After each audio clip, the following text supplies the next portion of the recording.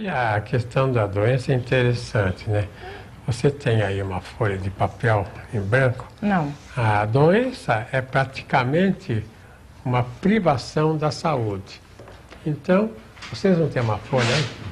Pode então, ser. a questão da doença e da saúde pode ser explicada assim, como essa folha aqui, olha. Então, o que seria a saúde?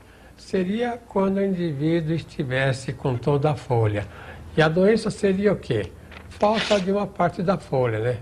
Então, aí seria, por exemplo, uma infecção nas amígdalas.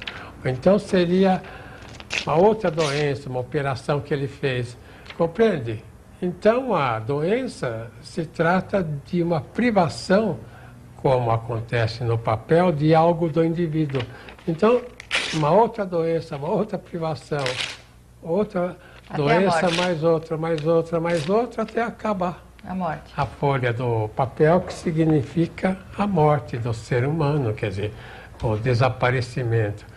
Então, eu quero dizer o seguinte, que esse foi o grande engano da psicopatologia do Freud. Veja aqui um esquema que eu vou tentar esclarecer melhor o assunto. O Freud achava, né, que o problema seria o inconsciente do indivíduo, que o inconsciente é que guardaria lá elementos que têm que ser conscientizados para que o indivíduo tivesse saúde, que a saúde viria, portanto, desse inconsciente.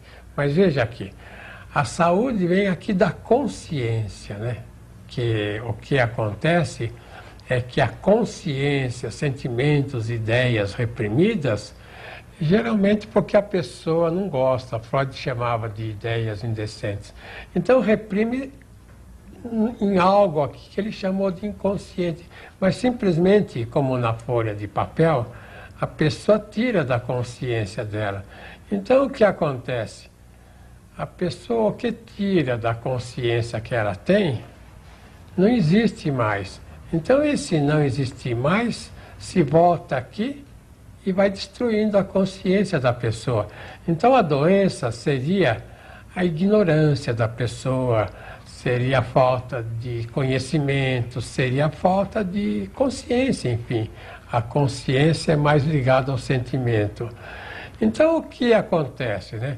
Que o Descartes, por exemplo, ele falava que o que era chamado de inconsciente é uma desrazão. Então não tem nada a ver com esse inconsciente que a Freud fala tudo, porque aqui é uma falta de razão, é uma destruição da razão que está aqui. Esses autores aqui, Schelling, Nietzsche, Schopenhauer, falavam que esse inconsciente é o irracionalismo da pessoa, a parte irracional. Então veja, o que existe realmente na pessoa é isto, que quando a pessoa destrói isso, destrói então, destrói a consciência, destrói o bem, destrói a verdade, a estética e cai na doença.